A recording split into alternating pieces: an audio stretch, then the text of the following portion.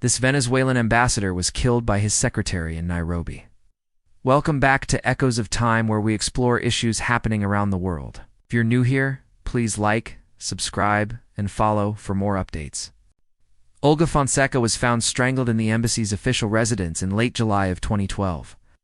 Less than 2 weeks after reporting to Kenya to replace former ambassador Gerardo Carrillo Silva. Silva left his post suddenly, after facing allegations of sexual harassment from embassy workers. Upon the exit of Gerardo Silva, the first secretary, Dwight Segar, was appointed as the acting ambassador, as Venezuela decided on the appropriate replacement. Segar ran the embassy as he wished and made appointments based on friendship and tokenism. He had always wanted to head the embassy, and was now in that position.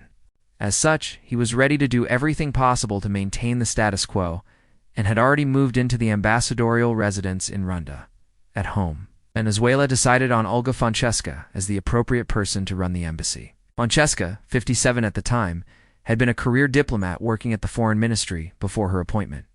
On arrival to Kenya, Segar picked her at the airport and decided to take her to a hotel rather than the official residence in Runda.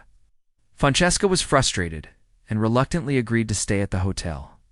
After reaching out to Senator Danstan Mathama, who owned the house, Olga was able to subsequently access it, at which time Segura and his friends had moved out. At the embassy, Olga found an indifferent environment, as some employees were opposed to her move. Segura had created the narrative that Olga would fire almost everyone at the embassy. On the other hand, Segar refused to add Fonseca as a signatory of the embassy's bank account, thereby furthering the tensions between them. At this time, Segar and his friend Mohammed were already plotting the murder. The individuals planning the murder included Segar, Mohammed, and 2 individuals identified as Alex and Moses.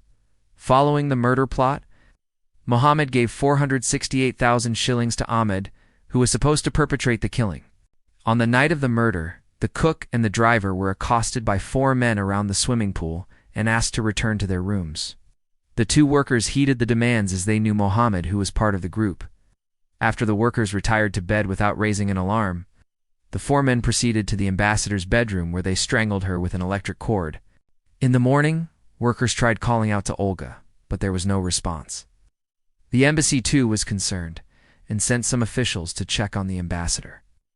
On arrival, a worker had to access the bedroom from the balcony, where he noticed that Olga was motionless with a cord around his neck. The police were notified and arrived at the scene immediately to begin investigations.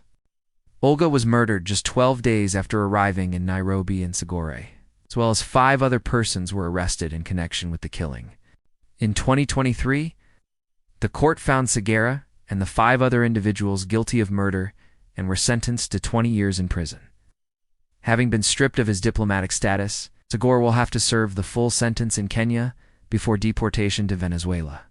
A work conflict and greed from the embassy's first secretary had led to the murder of the ambassador and the incarceration of the perpetrators. What do you think of this story? Leave a comment, like, and follow us for more content.